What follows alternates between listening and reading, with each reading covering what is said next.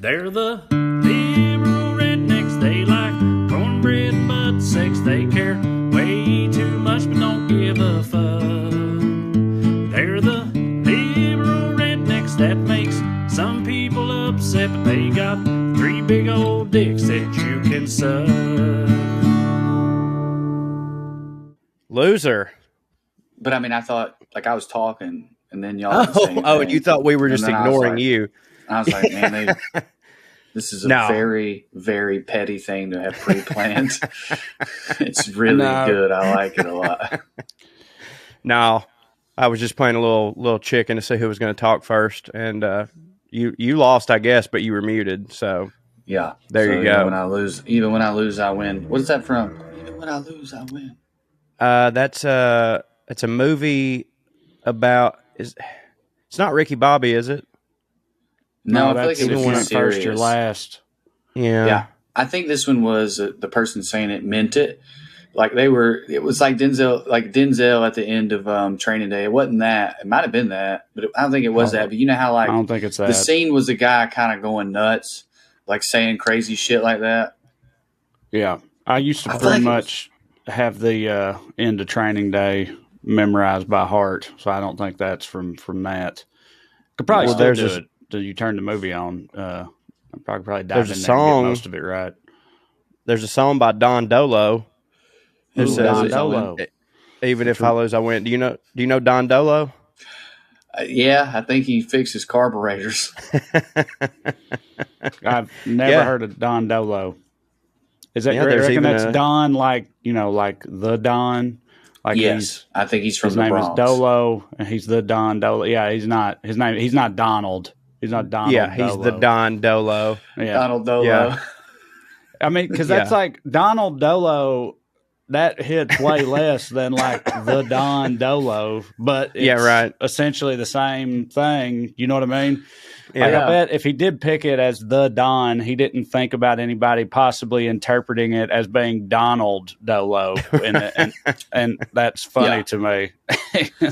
Him like correcting people like it's not Donald. God damn it! It's I'm the Don. Yeah, it's like mafia I'm stuff. The Don. People are like, so your name is also Donald? It's like, no, God damn it.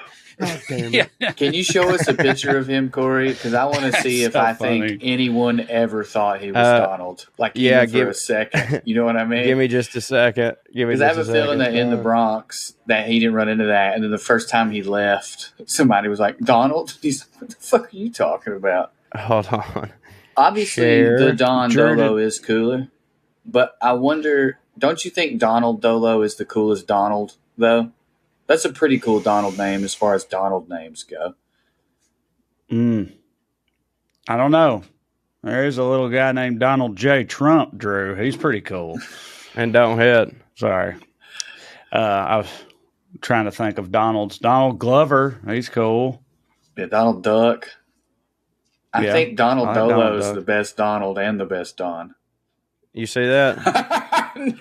No. Nobody ever called him Donald, son. Hold on. I can't. Oh, wow. Okay. Yeah, I don't think anyone is calling him anything other than what he wants them to call him. His traps probably right. are so big. Yeah, he's a big man. He's got a big chest. He's got a little belly, like he probably does abs, but he also, like he works out really hard and doesn't track all his calories. I think he's working out too hard because I think that's just what a body looks like. I don't think that's a belly. I think that's just like he don't have squirrel abs, which is hard to get. I'm just saying most dudes that are that jacked with all those other muscles also have ab muscles, and if they don't, it's not worth fighting. But I disagree. He looks like.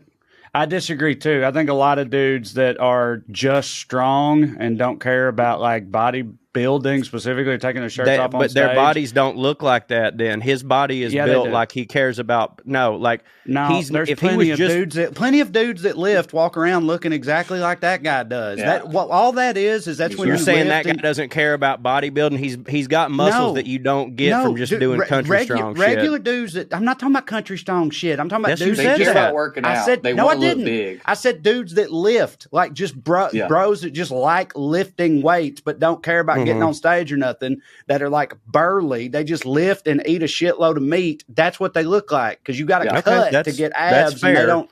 And these dudes don't do the cutting part. They just lift and eat a shitload. Yeah, right. Are built exactly like that. You still have to do a little of the cutting to get the definition on the arms that he's got. Not if you Don Dolo, cuz. Not if you Don Dolo, yeah. That's true. I mean, he's a different type, I suppose. There's a podcast, I don't know what it's called, but they have a segment called Natty or Not. They're like bodybuilders, and they just put famous people and put pictures up. Yeah, I've seen that. Did they get here natty or not? And they talk a lot about genetics playing a huge fact. Like they'll show a picture of somebody when they're 20, and they'll be like, this tells the tale. What you look like when you're 20 lets us decide if you could look like this when you're 40. And I think the Don Dolo, he got that nickname Lil King when he was a young man, and he had the big shoulders. You know what I mean? It's also people look like that when they juice but refuse to diet. I had a lot of friends, redneck friends, who got into steroids, but they couldn't cut. They wanted to, Corey, you are correct, but they just couldn't cut because they're just like fat pieces of shit. That's how a lot of beer. That's how a lot of wrestlers look. Like they get on the juice and they do work out and shit, but they always have just this little belly because they're like, I'm still going to the bar and drinking 18 beers. Like, I don't know what to tell you. That's sort of that whole thing you're talking about with genetics and the natty or not. Like, I think that I saw them do a thing on like, trying to convince everybody that tries so hard to believe that Tom Brady hasn't had work done. And it's like just his head shape is different now. You know what I mean? Like when he came out, when he was drafted, it's not like you can say, well, he just wasn't an athlete then. It's like he was playing college ball and he got drafted in the NFL. But like his literal cheek, like they're lower or they're higher and they're like, you know what I'm saying? Like, have you seen him lately? Like I'm not trying to body shame or anything, but he looked like a skeleton right now. And if that's work he's had done, then he's becoming one of those people that's having too much done is going to end up looking like a fucking lizard or whatever. But the current iteration of him, because he does look gaunt and shit, that could also just be because like he's 45 and getting divorced or whatever. Sure. Oh, like for sure. That could just be like, his home life's falling apart or something. No, I mean, that shit'll make I think it's a mixture. Too. Either way, I think it's a mixture. He's making an album. He's still 2-0, still hitting on the field. Yeah, for sure. I want him and Kanye to work together, like a divorce Tom Brady podcast. Yeah, that he would already be lives sweet. at the stadium. They both live at the stadium. They got that in common too. If Tom Brady gets divorced, I feel like he's just gonna play till they drag him off the field. Oh, without a doubt. I mean, I kind of thought it was going to be like that. It would hit for me just as a football fan. What I think is that to fall apart, but she's the only thing pulling him off, right now. I think that's why this is happening. I think that he had decided I'm playing until they drag me off the field, and thus she was like, "No." You know what I'm saying? She saw the truth, yeah. Yeah, because like I think that when he retired, he really did think in his brain, "I'm never going to do this again." And then he got one taste of being at home, for a summer with his kids and his wife. And he was like, I sure do miss football, and he sort of reneged on something that he had said for his family. I mean, I believe that, but what are you going to do? He's 2-0. Was there another narrative? That's got to be what happened, right? I guess some people's narrative is, there was a separate thing about Bruce Arians. Bruce Arians was the coach. Oh, I'm sorry. I meant about his family, Trae. I'm so sorry. I meant is there of course that's why they're divorced or having problems or whatever, right? I felt the way Corey was saying that is he was like, I think this is what happened. And I'm like, is there a competing thing about what happened to him and Giselle? I don't think anybody I guess the competing knows. thing, I think to me the competing thing would be is you flip it and that he retires and then he gets home and they started having relationship problems and he was like, well, shit, if that's going to be the case, I'm just going to go back and play football. It could be that. You know what I mean? Yeah, man. When we first come off the road after a long, hard stint, there's an adjustment period to being around your spouse all the time. For sure. Yeah, because even if you're still in comedy mode. Right. It's also just generally oh, right, you're here. Like they get a little annoyed. Oh, yeah. When we'd go out on those long runs and I was very used to just having my own space and whatever the fuck. And then I come home and I need to rest and I'm just sprawled out for 3 days, not helping a damn bit. And she's just when I've been used to silence or just the TV. Yeah, it don't hit. You were very diplomatic till the very end. It really hit for me.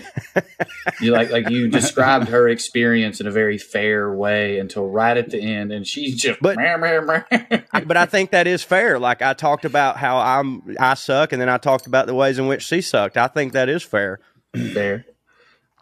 Speaking of quarterbacks that I don't like, anymore. That's what I was about to. That wasn't intentional with Brady, but our boy. I mean, at least my childhood hero. I guess it wasn't Drew's, but I mean, Brett Favre. I've always liked him till now. Yeah, Brett Favre. Funny, and what's funny about me that, too. Because I knew this was going to come up. Because like we just recently recapped our greatest rednecks of all time list, right? And he's on it. He's number 4. Yeah. And when we recapped it, that was like a couple months ago. And we were like, yeah, that's a rock solid pick right there. That's fine. So like, not only like we wrote the book, included him, recapped the book, doubled down on including him, all since he sent unsolicited dick pics to that journalist and cheated on his cancer-ridden wife and all that stuff. Like we were all like, "Hey, art from the artist, okay? Listen, that's unfortunate, but he also none of that stuff. None of that stuff discounts him from being a redneck." Right? Yes. No, this is he stole from welfare, son. I think it should be number 1. Yeah. Right.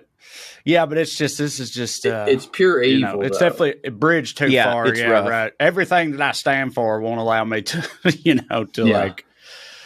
No, I'm with you. I mean, it's when not I first just fraud. It's fraud by stealing from welfare while running. Remember, he ran. He dabbled in politics and he backed many politicians. I didn't know that. He played around with the idea of running, but he started to have policies and campaigns, and he has backed. Right. That Tate guy, whatever his name is, whose campaign is people on welfare or get a job, are lazy, are just committing fraud. There's a very like welfare queen through line to the politics he's been dabbling in. So that level of hypocrisy, it's like, look, man, you want to commit a fraud against the government, far be it from me to start, casting judgments, but not when you're running on the idea that everyone who does that's evil, who's doing it at a small scale and probably not even doing it at all, probably actually needs it. For people that don't know what we're talking about, just to catch you up, Brett Favre, the yada yada version is he was working with the state of Mississippi on some welfare stuff. And the first thing that happened is he was supposed to get $1.2 million in speech money for these speeches that he was supposed to give that he then actually didn't give. And correct. He also, I'm getting some of this from Smart Mark, so I feel like it's probably true. He said that he got one chunk of money for doing some kind of PSAs or something for and he did do those. Then he got another chunk of money for doing these speeches, and he didn't do those speeches. And then he got a chunk of money for just nothing, right? That went towards his daughter's volleyball team at Southern Miss. At Southern Miss, yeah. Which, hey, that's a good cause, I guess. Well, it's not like I mean, I guess it's not like money though. Yeah. I mean, it's not like I'm kidding. That's better than him just taking it himself. For sure. It's still, but I mean, you still can't be doing that. Can't be taking money meant for poor people and spending it on fucking college girl volleyball. I think the thing when I first off, a similar thing like this happened a while back with him, and also was included in that the $1 Million Man Ted DiBiase. Who I've always hated. So fuck him. Really? But do you know like stuff about him? Have you ran into him? Do you have like? Yeah. Did he hit you with the ukulele? No, he didn't. No, he wasn't like that. So DiBiase was obviously one of the greatest heels in the entire business. And my mama loved him. He looks just like my Uncle Wayne. Well, one year I was at StarCast. Is that your mama's brother? Is that your mama's brother or your dad's brother? It's my mom's. It's my mom. It's actually my mom's uncle, but I don't know what to call him. Please try and say it in the same exact cadence you just said. I don't even know what I said. Funny. And he looked just like my Uncle Wayne. Well, he does look just like my Uncle Wayne. The way he said that right after he said his mama loved him so much, whatever. It's like, my mama always loved him. He looked just like my Uncle Wayne. And I was like, was Uncle Wayne her brother that died at 17, got hit by a truck or something? Like, what's the connection to Uncle Wayne? No, dude. Why your mom Hold on now. Pictures of Ted DiBiase all over the house. Hold on. Let me take a brief sidebar though to tell you an Uncle Wayne story. Okay, let's do it after this break. Okay, right after this. Yeah. So fucking destroyed, dude. I don't know what I did. It was talking about your dad, Uncle, and Ted DiBiase back to back, and you sounded like a character in Joe Dirt 3. He's not dead. He's not dead though. It sounded like he was, son. No, again, I hear you. The way you said it, and you can leave all this in, obviously, but the way you said it, it sounded like one of the reasons your mom had such a connection with Ted DiBiase was because he looked exactly like your Uncle Wayne. So presumably her dead brother or something. Yeah, right. He just makes me think. He just makes me think of Wayne, rest his soul. Is like no, it's just two things that are true. Yeah, he was working at the mill when he was 13, trying to make ends meet. That summer, Daddy got sick. So here's a story about my Uncle Wayne that he is still alive. And honestly, I probably shouldn't say this, but like if you're the type of dude that I'm about to describe, it's not like anybody can do anything to you about it. So my Uncle Wayne, he does fairly well. And he has a ball field that like he bought this like part of this land, and he put a ball field on it just so like his kid would have somewhere to practice. And then later he was like, well, I mean, this shouldn't be just my own thing. I'll let the rec league use it. You know what I mean? Like and communities can come down here and practice. And he loved it. Him and all his buddies would hang out down there and just watch the games. And one day, this dude was down there watching his kid, and you know how rec ball parents be, just like losing their mind, calling their kid everything but a white man, blah, blah, blah. And so this dude's losing his mind, and he's cussing. And my Uncle Wayne came up to me and goes, hey, buddy, I know we're all having a good time here, but could you keep the language down? There's kids around here. This is a family place. The guy's like, yeah, whatever. Guy keeps going on, just motherfuck this, son of a bitch, da-da-da. And Uncle Wayne goes, hey, buddy, I told you. This is a family place, and nobody needs to hear that. There are kids here. The guy's like, Well, the guy starts cussing again, and my Uncle Wayne just went out to his truck, got a 2x4, and beat the fuck out of the guy in front of all the kids who he was trying to protect. He was trying to protect their delicate sensibilities. Yeah, right. He just whooped his ass with a 2x4. So anyways, he looks like Ted DiBiase. Sounds more like a Hacksaw Jim Duggan type of guy. I agree. That's a good point. What happened to that story? What a good guy. I'm sorry that we lost him. I'm not going to retell it, but do you guys remember my lake story where the guy was yelling at the people who were being mean to the lesbians? And he was like, there's goddamn fucking kids here, and you're just being mean to these goddamn lesbians. Yes, I do. It hit for me. Did you say what happened to Hacksaw Jim Duggan? No, the guy that Uncle Wayne about killed. But I do listen. I want to mark. I do want to mark. I want to mark some things. I agree because there's a lot of things I want to make sure and at least circle back to.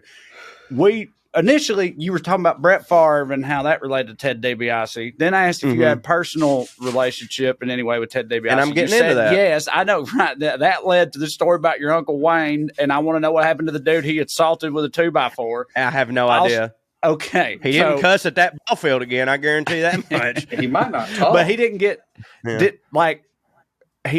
somebody carted him out of there, and Uncle Wayne went about his day. Dude. The cops ain't gonna do shit to Uncle. First off, that was Uncle Wayne's property. He told the guy not to cuss. You know what I'm saying? Like, no, that was a citizen's arrest. That holds up in court. It does where I'm from when the judge is friends with my Uncle Wayne. The judge was there. It probably was, if I'm being honest. Also, the last thing, we don't even have to spend any time on this. I just want to point out, I could be wrong, but I'm pretty sure that you inadvertently used one of them Southern signs. Did I misgender? one of them Southern sayings that's actually deeply racist in origin. What did I say? Or at least partial. Yeah. Oh, yeah, but I was doing it. I think we've ironically. Talked about that before. Yeah. Okay. So I know that. I think everybody knows that. What's the verb? Yeah. So so basically what that means is they call me everything but a white man, which means bad things because a white man's the only thing good that you can be called. See, right? And I always. But in that world, we had like a segment on here forever ago where we talked about these types of sayings because, and I remember this one. We can pivot to slurs after I'm done. No. I always interpreted it. Previously, I've known for years now that what Corey had said that's the truth of it. But I always interpreted it as like, because I always hear a white person saying it. So I always thought it meant like usually some dude talking about his old lady, right. It's like, and I interpreted it as she called me everything except the thing that I am. Right. Yeah, right. Like right. But evidently, I think Corey's right, and that's not the case. And the origin of it is, a white man is a good thing to be. Right. So you get called everything but a white man. Anyway. Dude, isolate that clip of you saying, well, white man's the good thing to be, and me going, right. Yeah. So, Corey, again, we're a total mess right now, but it's hitting. That's okay. So, Ted DiBiase, he looked like your Uncle Wayne. Your mom loved him, but he don't hit for you. And Uncle Wayne ain't dead, but the guy he beat up might be, and we don't know what happened to Hacksaw. Correct. We were in Las Vegas, and I was hanging out at this wrestling convention. And I was walking around buying T-shirts, talking to, Tony Schiavone. And then whoever was like working Ted DiBiase's tape, it was Cassio. Cassio comes running up to me and he goes, "Hey man, you got a second?" And I was just like, "Yeah, what's up?" He goes, "I got to take a big old country shit." And I was like, "Okay, true." And he goes, "Can you go over here and handle DiBiase for a minute?" And I was like, "Fuck yes, I would love to." What does that mean? Handle? You like you stand there and like if somebody wants their picture with him, you click the picture and you just keep the line moving or whatever. And if there's no line, you just stand there. If he wants a water, whatever the fuck, just that shit. So I go over there and I walk up and I'm just standing there and I'm looking at him and he looks up at me and he goes, "Who are you?" And I go, I was Cassio, who's your guy. He sent me over here to fill in for him while he just goes to the bathroom." And he goes, "Oh, great." And I was like, okay, he's doing it. I was like, okay, he's doing a thing. He's healed DiBiase. And I kept standing there. And then he looked up at me again. He goes, "Oh, you're still here, huh?" And I was just like, yes, whatever. And then Cassio gets back. And I'm like, "Well, Mr. DiBiase, it was very nice to meet you." And he just looked at me, looked at my hand, and then went back down to fucking signing some shit.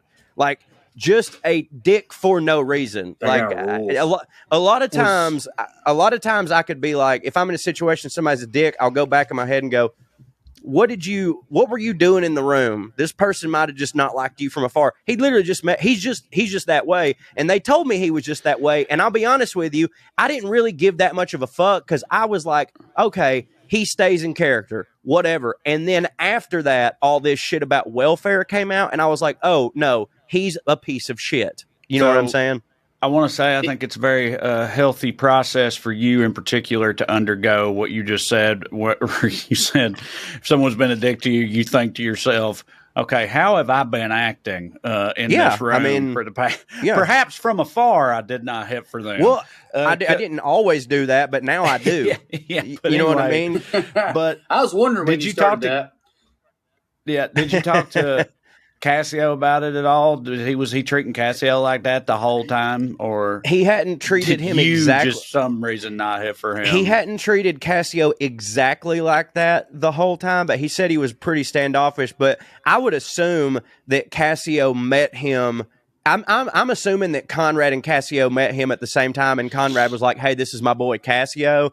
And any of these dudes, if Conrad is the one that you introduced you to him, they fucking kiss your ass because they all love Conrad. But like, if you don't get introduced by Conrad and they think you're just some dweeb, which I mean I am, like oftentimes they'll really show their ass. Because I've had a situation where somebody was treating me a certain way, and then later we were like in the green room or something, and they saw that me and Conrad were pals, and then all of a sudden they wanted to talk to me and be my friend. You know what I mean? It's like you really see people's fucking true colors. I hate when that type of shit happens. That'll happen. I've definitely been guilty of it, for the record. Hollywood, or like, I don't know, LA green rooms or stuff like that. Sometimes, like, you could just tell that people don't think you're worth talking to, and then something happens that makes them realize, like, oh, perhaps that person is legitimate or whatever, and then they start acting differently. I think everybody's that's LA.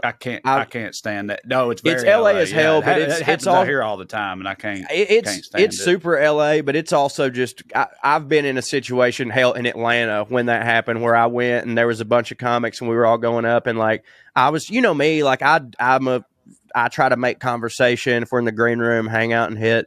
And like there was this group of people that just like wanted nothing to do with me. And then like David Perdue came in and dabbed me up or whatever and started talking about how much I hit. And the next thing I know, these motherfuckers are like asking me for advice on shit. Yeah. But anyways, there's like the fame version of that. And then there's the thing that we're all guilty of. It's still kind of shitty, but I think less so, where we didn't know if you hit or not.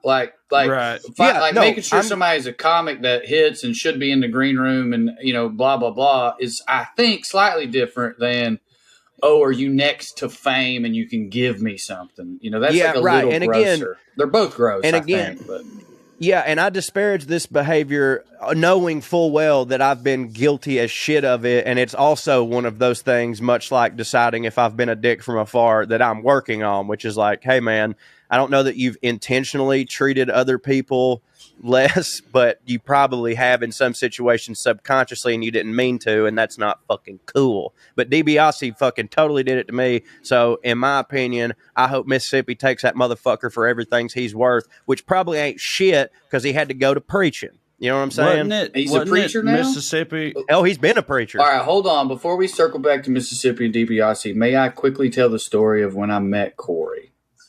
For sure. I did the comedy contest in Chattanooga. Corey came in because your mama, I got 2 hours of sleep. Janet was say a Wade? judge. I thought you said Wade fucked my grandma. Right. Yeah. But still, you're on fucking fire today. Every mistake you make is hilarious today. Turns like, so, what? You know, your mama. You get why I would think that. Yeah. I didn't know who he was. He got introduced to me by somebody from down there. He totally went, cool. And then just literally, cool. And then walked off. He didn't see my set. I advanced, but I think you left. We went to Gatlinburg to do a show together. About 3 or 4 weeks after that, you would not talk to me in Gatlinburg at all until my set. And then after my set, it wasn't like overdone or whatever. It wasn't like, oh my God, you acted as if you hadn't been doing that. And then you started talking. It was as if I just got there. Yeah. And now you're going to like, hey man, where'd you get that hat? Like, imagine if somebody won't talk to you for hours. And then it's oh dude, are those chicken wings any good? Yeah. And you're like, what the fuck just happened? Admit it. I'm admitting that I used to do that shit. But you're right. That might have been. Do it a little what's bit funny is that was probably the worst I was at it, and at the time I had the least reason to do it. But that's how I'm saying, because that's mostly insecurity. Yeah, for sure. Mixed with, though, I still do it a little bit when I'm like in a green room at like the Comedy Chateau here in the Valley, where like it's like half the shows are bringers. You know, I come in, I'm in the first 3 comics, and I fucking leave. Some of these people, it's not their fault. I just don't want to talk to you about this bit. Yeah, right. That, you know, like, it's just, I've had this conversation 1,000 fucking times in my life, and I don't want to right now. I'm sorry. Well, that's you're making me realize that I might it may seem to people as though I'm doing that sometimes. Yeah, you're just rude in general. You don't mean to be. Okay. I'm just. Do you want me to defend you? Because I always say I think it's endearing. No. I was talking about it last night, dude. Last night at the Comedy Store. See, from your perspective, we just both went radio. Last night at the Comedy Store, I was talking about how endearing it is. Yet again, I was talking about how you can't lie to fans. So I think whatever your type of autism is adorable. I always have. No, the world thinks Corey's is adorable, and I disagree. But I think yours is. I'll just sort of sit in the whole world against Drew. And not talk to anybody unless somebody talks to me. And then if you're not talking to anybody, then that's nice fine. to them. Yeah, right. But it's not that I'm trying to avoid people. I mean, I guess I'm just fucking socially awkward and don't know these people, so I don't know what to say. So I just sit over there and don't say nothing unless somebody talks to me first. And then after that, it's fine. Unless they're a dick, which they often are, in which case I cut it down. But anyway, Corey, I don't remember when Corey transitioned for me, but I do remember that I remember the first time I met Corey, it was the exact same setup, except I think it was a different night because I don't think you were there. It was, but it was that same. I know it was the exact same comedy contest they were having in Chattanooga because I was going down there too. But they had a bunch of different nights of that, and a bunch of different rounds. So the night I was there, Corey was there. And I come in and he's like holding court right outside the stage, the main room there. And he's got doing that. His trucker hat on. And there's these comics, Chattanooga comics. I don't remember who any of them were. Any of that. But they're standing there and Corey's talking. And I've said this before, but it's so true. I sort of looped in and sat there and started listening to it. And within like 5 minutes, I was like, man, this old road dog is really spitting some wisdom. I was like, I didn't know who he was. I hadn't been introduced to him, but in my head, I was so certain. I was like, this is a 40-year-old, twice divorced, like road dog who's been out here. We all know those guys. He's like a truck driver, but with jokes. Yeah. I was like, he's one of those guys. He must live in Chattanooga. This guy's been around the block a few times right here. And the only thing I remember that he said to me in that interaction was something brought up Tim Wilson. And I said something like, oh, yeah, I'd love to open for Tim Wilson or something like that. And Corey goes, you never worked with Tim Wilson? And I said, no. And he goes, then you ain't a comedian then.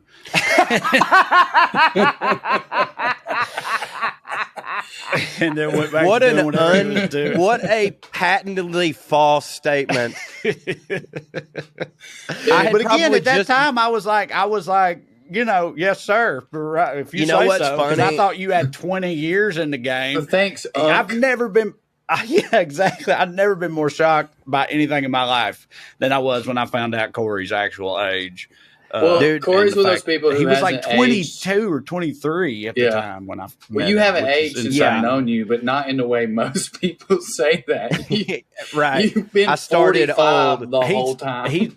There are definitely people that and are I've like just turned that. into a better looking 45-year-old. People, it's wild how some people are like that. They hit a certain age. Arn Anderson. There's people who hit a certain age real young, but in the long run, it works out for them, For sure. As you get older, it's like you look exactly like you did, for 20 years or whatever, and it benefits you in the long run. But yeah, Corey's definitely John Hamm talks about it on podcasts. It's the ball that do it. Well, with Hamm, it was like the scruff and the eyebrows. And he was talking about how at 25, I looked weird. And then at 30, I looked like a good-looking 40-year-old man, and he's just looked like a good-looking 40-year-old man ever since. Yeah, I've heard several stories about him when he was starting out. It's one of those classic stories of when he got Mad Men was like the last audition that he was going to do. He's like, I'm not getting anything, and his agent would say the same thing to him. It's like you look like a man from the 60s. Like you look like a classically handsome man, but from a different era. And so it was just a stroke of luck and genius that finally, made sense for something.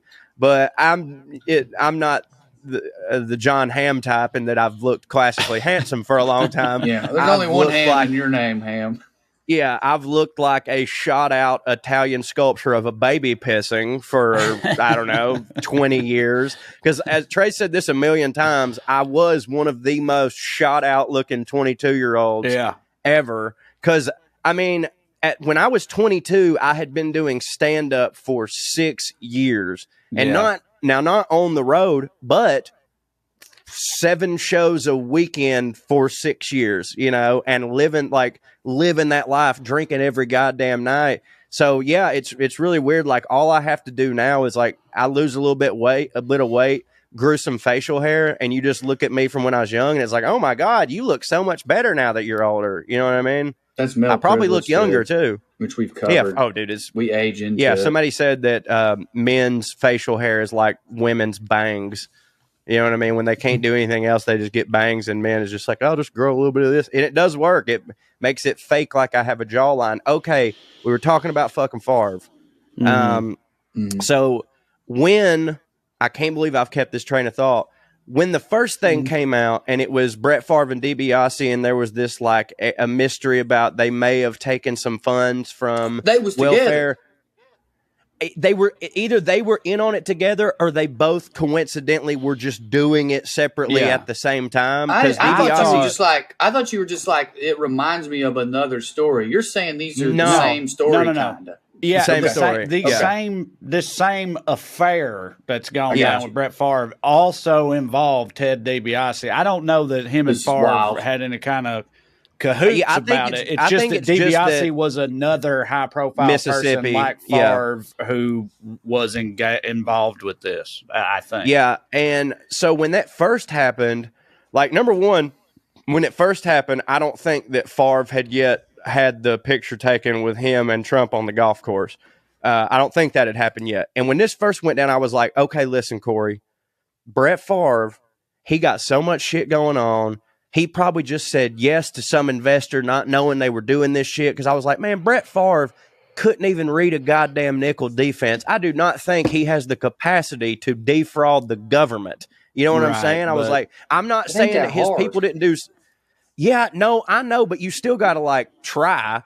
And I was just like, man, no, he's just a dude put in a bad spot. And then when they were like, no, he knew what he was doing, I was like, okay, well, it was just CTE. You know what I'm saying? But now that it's happened again, and now that you've mentioned the whole like him dabbling into politics, like I hate to say it, but it's just pretty clear that Brett Favre is a piece of shit. Well, also, did you see those text messages? I mean, the text messages.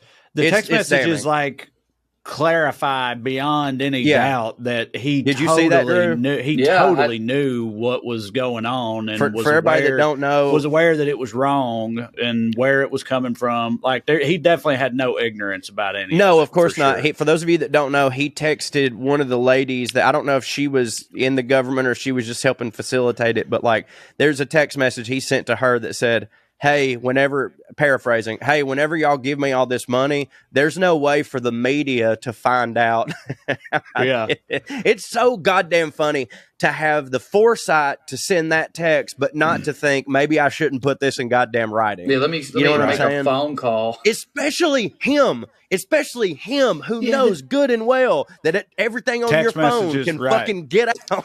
Wasn't it a journalist that he sent the dick pic to that first outed him? Yeah, Jen Sturger. So in his mind, it wasn't him sending dick pics that hurt him in that scandal. It was the media. So that's why he was like, listen, let's make sure the media don't know about this. It'd be funny if she was on the other end like, oh, I never thought of that, Brett. Let me cancel the appointment I had with reporters. Never mind. Yeah. Isn't also, it is people in the state who were giving this money to people they ought not have been, right? Yeah. And I think that those people were the state of Mississippi, but like it was the state of Mississippi who was doing something it ought not be doing too, right? Like, for sure. People who work for the state of Mississippi. Yeah, right. Who are probably alums of Southern Miss or whatever on the donors list and shit. And then, they were just like, hey, why would people in Mississippi need welfare money? Our state's doing fine, you know, on every regard. Speaking of media, there's an angle to this I really want to talk about, and this is going to hit for Trae real hard, and you'll understand why in a second. I saw somebody else point this out, so it's not like I thought of this on my own. But plus I don't really watch it much anymore. I just watch football on the weekends. I don't watch Sports Center like I used to. But I just went on and perused ESPN, and they're like barely addressing this. Now, I realize this isn't as juicy as Michael Vick killed a bunch of dogs, but it is borderline undeniably worse that he was involved in a scandal in which, again, he is fucking with politicians who are running on, and he's supporting politicians who are running on get rid of the welfare queens, while they themselves are sucking the money out of welfare illegally. I realize there's a lot of dog lovers who are like, that ain't as bad. Fuck that. He's taking money from hungry people. Yeah, right. Literally taking money from hungry children. So it is as bad. And again, it's not as juicy, so I know the coverage won't be as detailed, but it's like they're barely fucking talking about it, it seems to me. But again, I'm just perusing the internet. Maybe they are covering it. And Michael Vick was also a superstar. Yeah, but not at the time. He don't play that anymore. That's true. Mean, like, he's long since retired. Vick was the megastar quarterback for the Atlanta Falcons when that all came out. You know what I'm saying? I mean, Deshaun Watson's been a massive fucking story, rightfully so. You know, but I was just thinking that maybe, you know, like Disney and ESPN, who owns ESPN or whatever, they've been, you know, they've had a mass exodus of people that used to watch it because they're claiming that ESPN is too woke and all this stuff. And maybe they were just like, maybe ESPN was like, okay, they're already mad at us about this. We can't go on here and publicly lambast a white Trump supporter because it's just not worth it. Let's just let it go. All your points, Trey, are true, but I feel like there's another one, and I can't quite put my finger on it. I just, I do feel like, it's also like we lamented it at the top. I think everybody loved Brett Favre. He was the gunslinger who was too dumb to read the nickel, which I never bought that. Right. I always thought that was fucking horse shit.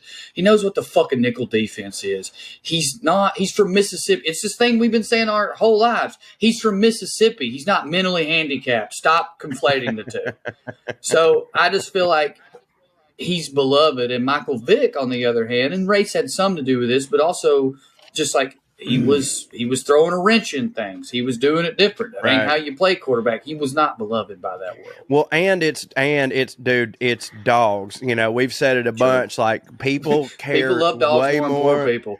Absolutely, dude, absolutely. Well, dude, do you remember when remember when like Lady Gaga's dogs got kidnapped, and in the process of the dogs getting and in the process of the dogs getting kidnapped, her dog Walker got stabbed nearly to death, and no one was talking about the dog. No one gave a fuck. Nobody, all of Twitter, everybody was like, her poor dogs, Gaga's poor dogs, what's going to happen? And nobody said a word about fucking, you know, Tristan the dog walker who was laid up in ICU with multiple stab wounds or whatever, because that's just how people are with fucking dogs. Oh, my God. That's so true. I mean, look, like, you know, I get why, and I don't mean I agree with it. Dogs don't need anything but like a belly scratching and a little bit of food. Like, you know, it's like that thing about Republicans say they love babies till they're born. You know what I mean? Yeah, and then they're like, yeah, fuck them. It's that kind of thing. It's like, yeah, poor people like remind you of your own ugliness, whereas dogs, it's like, you know, can't kill dogs. Well, also too, I think for a lot of people, they go, well, dogs are defenseless and can't help themselves, but these poor people, they choose to be this way, and you know they could just pull themselves up. But like, dude, there are so many people, and unfortunately, those people in power who genuinely hate the poor. Not just like I don't want to be around them, but like resent them and think of them as people who are just lazy and don't deserve a goddamn thing. So I'm sure that there's a lot of people. That's how Trae feels about dogs. Exactly. I'm sure that there are tons of people.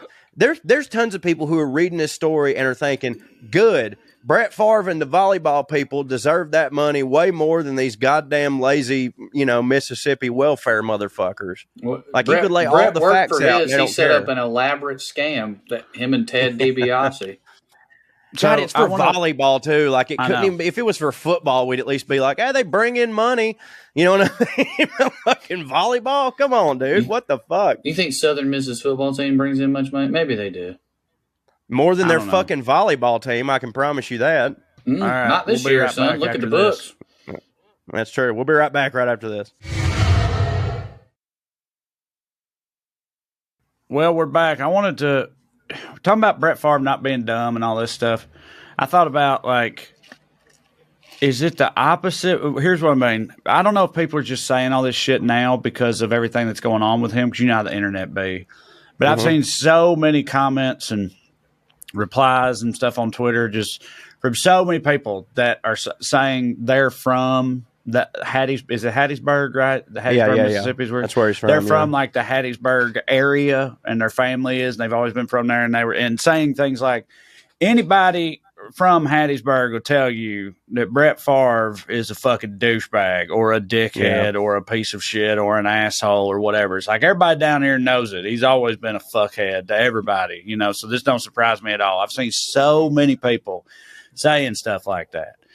So is that all just bullshit, or is Brett Favre like actually not only not stupid but kind of shrewd? Because I feel like Brett Favre publicly put forth a very like likable old boy personality the whole time he was playing in the league. Sure. I've loved him not just on the field, but any kind of when he was mic'd up and shit. I remember he said something like he was the first person I ever heard say, yeah, well, if my aunt had a dick, she'd be my uncle, which I love that, which is funny because it's like, that's, you know, it's almost progressive in a weird way. Right.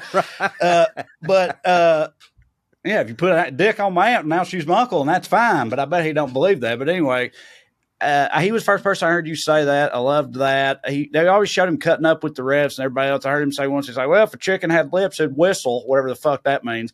But he was like real folksy and likable. My favorite one. It seemed like everybody liked him. And so was that all fake? Because I think it takes a near sociopath to like craft a public persona like that, when in reality you're completely the opposite. And that's a level of shrewdness I would not have thought Brett Favre possessed prior to all this. I don't think if you're talking about charm, you necessarily have to pre-plan it like you're talking about. It could be that he's that shrewd. He could be like a type of genius.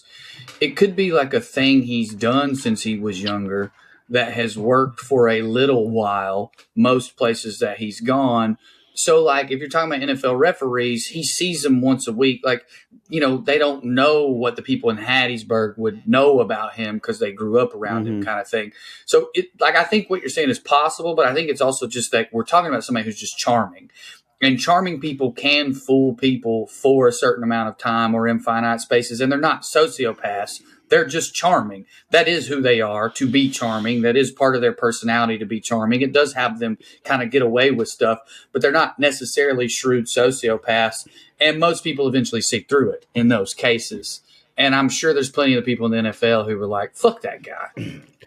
Well, yeah, that's like all Aaron Rodgers, true. As one example, who I know we don't like, but like he realized pretty quickly that Brett Favre was a dickhead.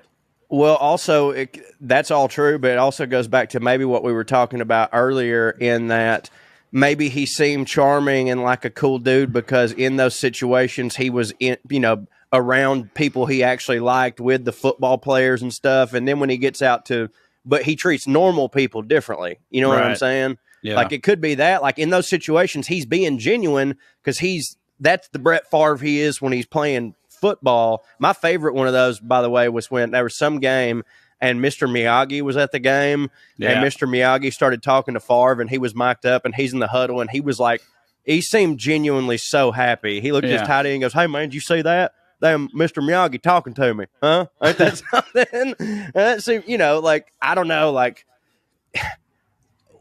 or... Nah, I mean, he sucks, but I'm just trying to, it's so hard for me to get past him actually, because I was so bought into, like, he just didn't know what he was doing, or someone suggested something to him and he didn't know that it was wrong, but, like, that just ain't it, and it don't hit. No, that ain't no. No, sure. I know. That's what I'm saying. Well, the part he didn't realize, but this is true of most of those types of people. I guess this might be true of every human. I don't think he felt that it was as evil as it is. Like, I think he could justify it in his own mind. Like, yeah, I've been giving the state of Mississippi fucking money for goddamn years, tourism, whatever it is that justifies it in your brain. But that's still like shitty. Like in his brain, he wasn't going, you're stealing money from poor people, ha ha ha, and that's fine. Like in his brain, he was like, I don't know what he would have been. This is what it is. This is the game. People get kickbacks when they're at my level. Oh, and of course, if he truly is like a big Trump supporter, in his brain, he's like, man, if these people on welfare get this money, I mean, they're just going to use it for drugs and booze. It'd be better off at a stadium for young white women. But again, I want to point out he did that with the last check. The middle checks, as far as we know, he just kept. There was the first set of checks, and he actually did some stuff for those. There was the second set of checks he didn't do shit for, and as far as we know, he just kept them. And then the third thing was what he donated to the university. What could he possibly be? What's he going to get in return from the university? Because I fail to see why someone would defraud the government just to give a gift to a school and then get nothing out of it. Like in his brain, it was fine. I'm just getting this money because this is what's owed to me. And I think giving it to the school, it's like something he always wanted to do. This kind of goes to Trey's point. Maybe it's a sociopath thing. Like he wants his name on a wing. I might as well use this money instead of the money I was going to hit with. Yeah. Because you get your name on a wing, I mean, that's an investment. You're going to, the hits beget hits. Like, you got a wing named after you. Mm-hmm. You're going to continue to hit, I feel. I want a wing named after me. I do too, but I don't think the ROI on having a wing named after you is all that great, really. I feel like it's more just a pure vanity thing.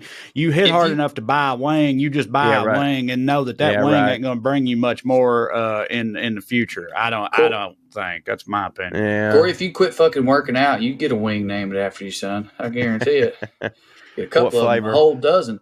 I want to ask this.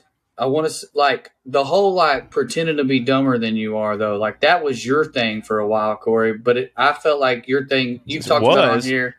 You've talked about on here, like, you feel like it puts less pressure on you.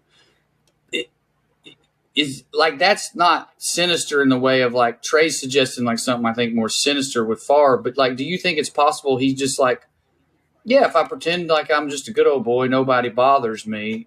And then this is a separate thing, and then also he happens to be. Well, maybe, but I mean, mine's also like a defense mechanism because there is a lot of stuff that I am stupid about. And like, hell, the first part of this podcast was a tremendous example of that. Me stupid, what I mean? Mine's dumb. Me stupid, mine's dumb. Me stupid, mine's dumb. A lot of that is genuinely real. Now, I do think that I'm smarter than people think I am. But at the same time, like, playing into that is like, okay, well, if I own it, if I make it my thing, then when it happens, nobody would even wish to point it out because it's like, yeah, that's what he do. From like being on stage perspective, I just was always like, I want to talk about these big issues, but I don't want to do it in the way that like Bill Hicks did it, where it was just like, I'm the smart person in this room and every single other of you is stupid. I wanted to sort of make it like we're figuring all this out together because I just think that makes it more palatable for people, and it was that's just a better space for me to be in. But I don't think I have it in me to defraud the government and buy a volleyball wing, if that's what you're getting at. No, I'm not. I'm just saying, like, I feel like it's possible that it just is Brett Favre's kind of charming personality, and then separate from that, he's a piece of shit. But I also think it's possible, Trae, that, like, it's calculated. What it's calculated for, though, I'm not sure. But maybe to, hide the fact that he's a fucking douchebag. I don't know. I'd like to hear more from Hattiesburg people. Yeah, me too. I mean, how could that dude not be a fucking dick, though? Because, like, we've talked a million times about, like, the fact that there's not more scandals or any scandals about LeBron is proof that he's one of the greatest people to ever live. Well, with Brett Favre, like, similar situation, like, he was the Prince of Hattiesburg, and then that dude his dad was his fucking coach. They were a legendary football family. He's been treated like a fucking god his whole life, and in that situation, there is no need for you to tweak your personality one bit. You just keep being the way you is, and that's fine. Right, but that's the part that makes it kind of wild to me. I don't know. I guess I'm more inclined to think it's what you said, Corey, about like he just got like a football personality and then a civilian person. Like, civilians don't hit for him and he treats them all like shit. But if you're like a football guy, then he's that makes me think that there is an overlap with Corey, going back to how he wouldn't be nice to us till he found out we hit. Mm-hmm. Yeah, that's what I was trying to make that parallel. Like, it's a real thing. Yeah, I mean, that's the thing everybody has, though. Like, you ever, get around, a bunch of nurses, and then it's not that they're a dick to you, but, they just, you ain't them. Yeah, I think that's natural for a lot. Yeah, for sure. Like, so many, I feel like comics is a territorial job the same way nurses hang out together and talk about how nobody has it as bad as nurses. Teachers do the same shit, and comedians kind of do the same shit too, where if you're not one of us, you don't know all the things we know, and therefore you don't hit as hard as we do because you're not in the clique. And I would fucking guarantee you that football players, feel that way too. But yeah, I don't know. With Favre, it's just the beautiful thing is, though, and I think everybody has the potential to be like that. It's just that you have to grow and realize you do it and then try to fucking work on that shit like I have.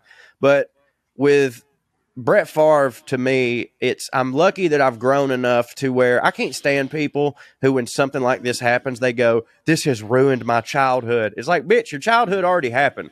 I had all the good years of Brett Favre. You know what I mean? That doesn't take away any of that shit. He was my hero. I had all his jerseys. I had the Quarterback Club video game. It was my shit, and that was awesome. And now, old me knows that guy's a piece of shit, and then we can dish on him on the podcast. So yeah, it stung at first. That is a perfect. Go ahead. Well, I would have liked to have continued on loving in my life, talking about how Brett Favre hits super hard anytime I had a reason to do so. But now I can't do that. Yeah. I at least have to give a disclaimer to it now, if nothing else. So that part, that don't hit for me. Because Brett Favre was going to keep coming up. Okay, today. Oh yeah. Speaking of which, if you also listen to me and Trey's other podcast, Puttin On AIrs, but you didn't hear the Clearing the Airs segment, on this most recent episode that's coming out this Friday, I started off the episode by talking about that I wanted to name, if we had a daughter, I wanted to name my daughter Brett Favre Jr. This was before all this shit happened, so we record them in the past. So I just want to let y'all know here, I will no longer name my daughter Brett Favre Jr. Ray Caruth, still up in the air. Who knows? So this is a perfect segue to what I've been wanting to ask you guys. Ray Caruth, hilarious. Do we take him off the list? Do we retire him from the greatest rednecks? Because what do we mean by great? Well, we did this last time, and we discussed people who we didn't put on the list who undeniably were great at rednecking, but just then we have to for us. I think because we do have other people that deserve to be on there, then yes, we should take him off and replace him with. Who were the other ones? I'm going to vote either Richard or Tom Petty, and we could pretend they're brothers and just throw them on there. Hold on just a second. Hold on just a second. Y'all, hold on. Well, Corey got mad. We took him off the list, and he left in protest. Let me plug real quick while we're waiting on him to get back that I will be with DJ this weekend in Bristol, Tennessee. That's a pretty dope bobblehead. Little Richard Petty, man, what y'all doing? I go left, I go right, goddamn, man, skew. That's Little enough for me. Richard Petty it is. I'm probably going to find out he's racist, real bad. I mean, that mustache. Oh, yeah. Let me finish this plug. I'll be in Bristol, Tennessee at the Blue Ridge Comedy Club this weekend with DJ Lewis. You guys know DJ, the Gutter Bumpkin, Maced in the Butthole. Y'all know who he is. I'll be there. 2 shows, Friday and Saturday. It's going to be a good time. Come see me if you're in the tri-state area. It's worth driving. I'll be in Lowell, Arkansas, which if that's my favorite part of Arkansas. I did not realize that, but it is. Northwest part up there by Fayetteville and Bentonville. It's another place up there. They got a new joint there, I think it's called The Grove. I probably should have memorized it by now. That sounds vaguely familiar. But there's a place there in Lowell, Arkansas where I'll be this weekend, and I'll be in Oklahoma City next weekend, and then we will all be in Raleigh, North Carolina the week after that. You go to Trae Crowder. October 6th through 8th, yeah. Yeah, you go to TraeCrowder.com and get you some tickets. If you don't want to do that, yes, it is called The Grove in Lowell. If you don't want to do that, go to patreon.com/TraeCrowder. You can support me that way and get some extra shit. We'll also listen to weekly skews and Puttin On AIrs and just keep hitting in the skew universe. That's all. This weekend, I will be in my underwear watching the Georgia Bulldogs beat the fuck out of somebody. So you can find all of my stuff at parttimefunnyman.com. I got a new essay up this week. There's new podcasts with me and my sister. I got a new football podcast called The Pigskin Picnic. And you can find all that at parttimefunnyman.com. And thank you all for listening to the WellRED Show. We'd love to stick around longer, but we got to go. Tune in next week if you got nothing to do. Thank you. God bless you. Good night and ski. We stopped loving for today. Great.